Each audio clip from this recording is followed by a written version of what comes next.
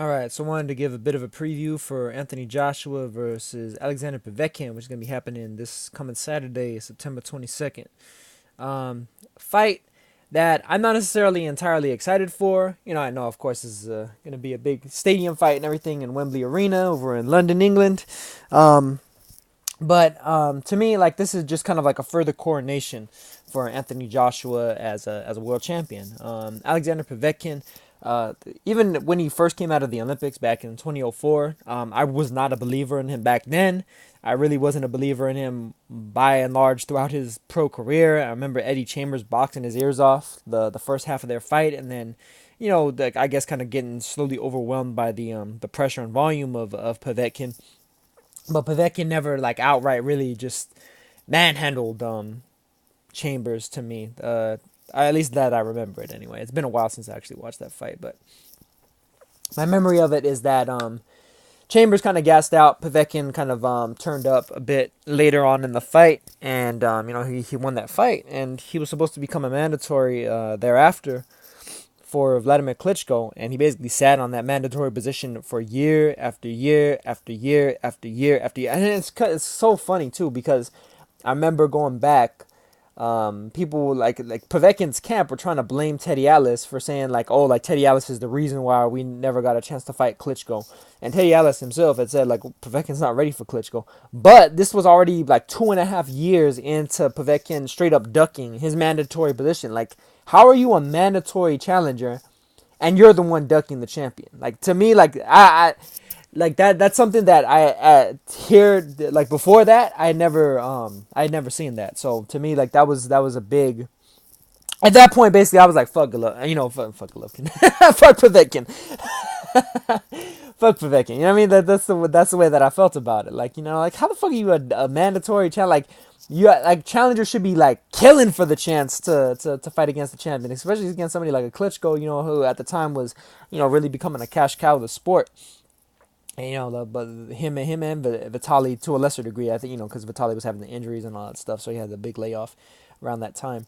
Um, but yeah, man, like Povetkin, like I don't know, the guy's career has been largely a waste. When he finally did fight Vladimir Klitschko, the way that I felt about it is like Povetkin was trying to do to Klitschko what Alvarez was trying to do to Golovkin. Where like he was like trying to wait him out, try to see if Klitschko would accrue more wear and tear, see if somebody could touch that chin, shake it up a little bit more, and this, that, and the third, and it just didn't work out for him. He waited long enough, and then finally took his shot, and he got washed. He got washed, man. Like, he got all these people too. Like they talk about like how Klitschko, oh, he jumped on him, and that was a terrible fight. And like, I mean, it wasn't a great fight or anything. Most Klitschko fights aren't great fights. It's usually pretty much him dominating with a jab and clinches, and then usually either him dropping his opponent or knocking him out. He dropped Povetkin several times.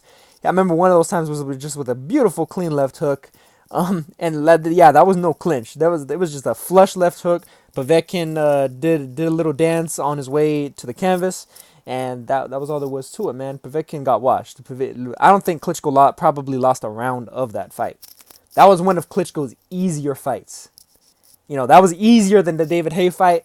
That was easier than the Sultan Ibragimov fight. That was an easy fucking win for Klitschko as far as I'm concerned. So, considering the fact that Joshua got into a bit of a slugfest with Klitschko and managed to come out on top, to me, like, A versus B doesn't always equal C, with the regard to the whole triangle theory stuff of fighters fighting, styles do make fights. I do think that Povetkin can give Joshua some issues with that kind of high pressure, high volume style, but at the same time, that high pressure, high volume style can lend itself to quite a few openings for somebody such as Joshua, who is a counterpuncher. He's a counterpunching bomber, a counterpunching knockout artist. He's somebody who I think ultimately will catch Povetkin with clean hooks, clean uppercuts, and he's gonna make Povetkin go night night, man. I like if Povetkin is able to survive this whole thing, like Povetkin got rocked by David Price recently.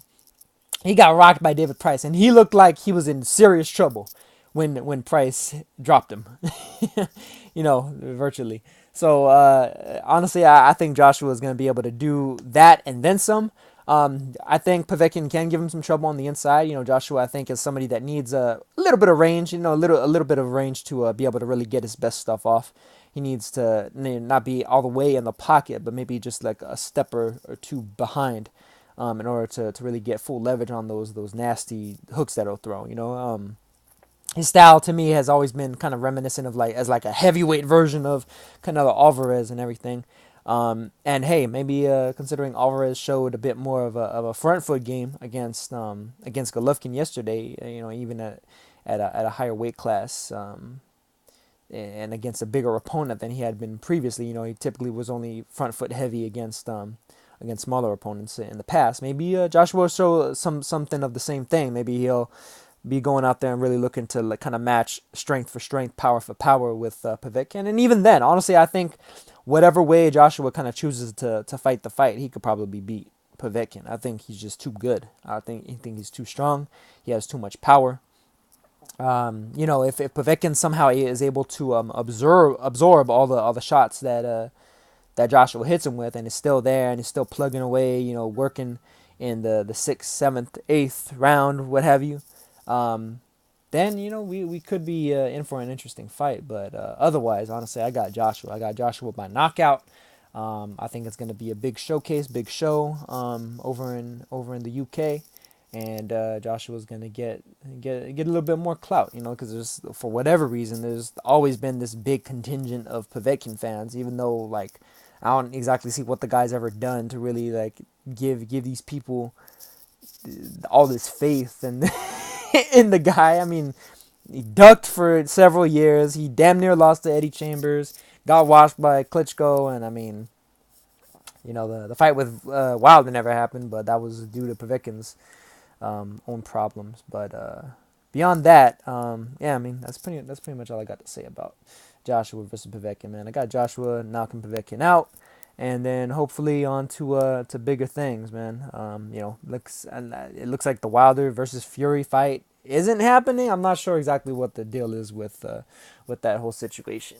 I think it's a lot of bluster. I think the two of them might do another warm-up fight, or who knows? Maybe it might not be signed outright yet, simply because of the fact that they're kind of both waiting and seeing, like almost like in collaboration, to see what happens with Joshua versus Povetkin. See what happens. See if one of them could have a go at him, and then the other one can do so thereafter. Or if the other one beats Joshua, then they can unify, or whatever exactly happens of significance in that whole situation. But that's all I got to say about this one, and I will catch you guys on the next one. Peace.